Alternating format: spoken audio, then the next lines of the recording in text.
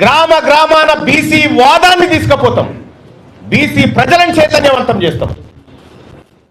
ఇప్పటికే ఎమ్మెల్సీ ఎన్నికల్లో బీసీల సత్తా 50 సంవత్సరాల క్రితం పుట్టిన పిఆర్టీయు, 54 సంవత్సరాల క్రితం పుట్టిన యూటీఎఫ్,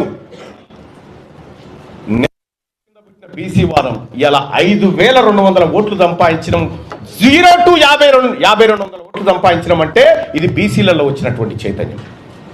ఇలా మా సోదరుడు ప్రసన్న హరికృష్ణ ఇలా మీకు గెలిచేటోళ్ళని వెనక గుంజి కూర్చుండబెట్టాడు. మీతో సమానంగా పోటీ పడతా ఉన్నాడు. 125 ఏళ్ల కాంగ్రెస్ పార్టీ చరిత్ర, 45 ఏళ్ల బీజేపీ చరిత్రకు ఒక బీసీ బిడ్డ తలగొరి పెడతా ఉన్నాడు.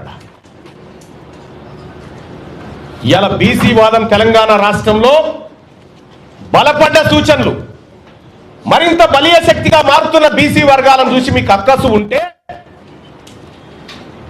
మేమేం చేయలేం. కానీ ఒకటైతే సత్యం, మేమింకా మీ మోచేతి నీళ్లు తాగి బ్రతికే పరిస్థితిలో లేము, ఉండం కూడా. రేపటి నుంచి బీసీలకు దక్కిన వాటా ఎంత, దక్కుతున్నదెంత, మా భూములు ఎన్నిపోతా ఉన్నాయి, మాకు ఇచ్చిన సంపద ఎంత, మా ఉద్యోగాలు ఎంత, మీ ఈడబ్ల్యూఎస్ కోటా ద్వారా 25,000 ఉద్యోగాలు దొంగతనంగా ఎత్తుకపోయిన లెక్కలు ప్రతిదీ బయట పెడతాం, మా ప్రజల్ని చైతన్యవంతం చేస్తాం. వాళ్ళ తీన్మార్మలన సస్పెండ్, ఈ మేమందరం కష్టపడి సాధించినటువంటి కాంగ్రెస్ పార్టీ ప్రభుత్వాన్ని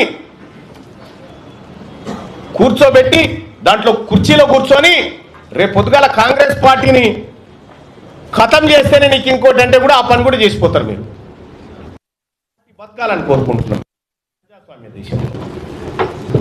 కాబట్టి సోదరులారా, మేము అన్నిటికి కూడా రిప్లై చేయడానికి సిద్ధంగా ఉన్నాం. ఈ సోమాజిగూడ ప్రెస్ క్లబ్ నుంచి నేను సవాలు విసురుతా ఉన్నా, కులగణన లెక్కలు తీసుకొని ఎవరు వస్తారో రవి, అవి తప్పని నిరూపించడానికి మీ తీర్మానాలన్నా సిద్ధంగా ఉన్నారు.